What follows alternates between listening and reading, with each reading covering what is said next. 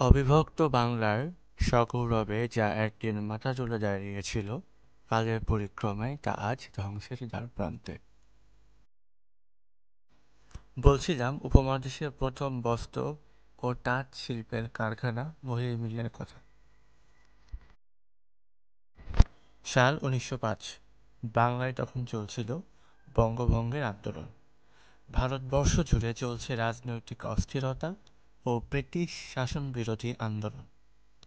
অসন্তোষ ও অবিচারে দগ্ধ মানুষেরা ব্রিটিশ পণ্য বর্জনের আহ্বান সাড়া তোলেন একযোগে। শুরু হয় মোহিনী মিল প্রতিষ্ঠার পটভূমি। বর্তমান জেলা কুষ্টিয়া তৎকালীন সময়ে নদিয়া অঞ্চল নামে পরিচিত ছিল, যা সময়ের সাথে সাথে রাজনৈতিক এবং অর্থ-সামাজিক উন্নয়নের কেন্দ্রবিন্দু হয়ে উঠতে শুরু করে। মোহিনী মিল প্রতিষ্ঠা করেন মোহিনী মোহন চক্রবর্তী। বর্তমান কুষ্টিয়া জেলার কুমারখালী উপজেলায় ১৮৩৮ সালে জন্মগ্রহণ করেন। পেশায় ছিলেন মহকুমা অফিসার কেরানি। মোহিনীমোহন চক্রবর্তীর জন্য একটি মিল প্রতিষ্ঠা করাটা মোটেই কোনো সহজ কাজ ছিল না।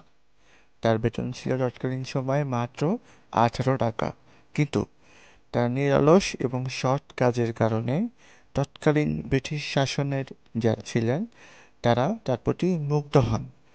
বিশেষ করে আলেকজান্ডার ম্যাকেনজি এবং বেসামরিক কর্মচারী স্যার ডব্লিউ হান্টারের কথা ইতিহাস থেকে জানা যায়।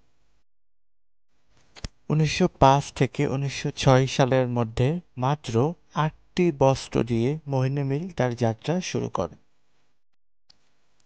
মোহিনী মিলের বাণিজ্যিক সফলতার পর ১৯১০ থেকে ১৯১৮ সালের এই সময়ের মধ্যে সুদূর ইংল্যান্ড থেকে পিতলের হ্যান্ডলুম মেশিন প্রথম আমদানি করা হয় উপমহাদেশে। মোহিনী মিলের বাণিজ্যিক সফলতার পর ১৯১০ থেকে ১৯১৮ সালের এই সময়ের মধ্যে সুদূর ইংল্যান্ড থেকে পিতলের হ্যান্ডলুম মেশিন প্রথম আমদানি করা হয় উপমহাদেশে। মোহিনী মোহন চক্রবর্তী তার মোহিনী মিলের জন্য ৩জন প্রধান বোর্ড অফ ডিরেক্টরকে সে সময় দায়িত্ব দেন। তার মধ্যে একজন ছিলেন তৎকালীন সময়ে কবিগুরু রবীন্দ্রনাথ ঠাকুর।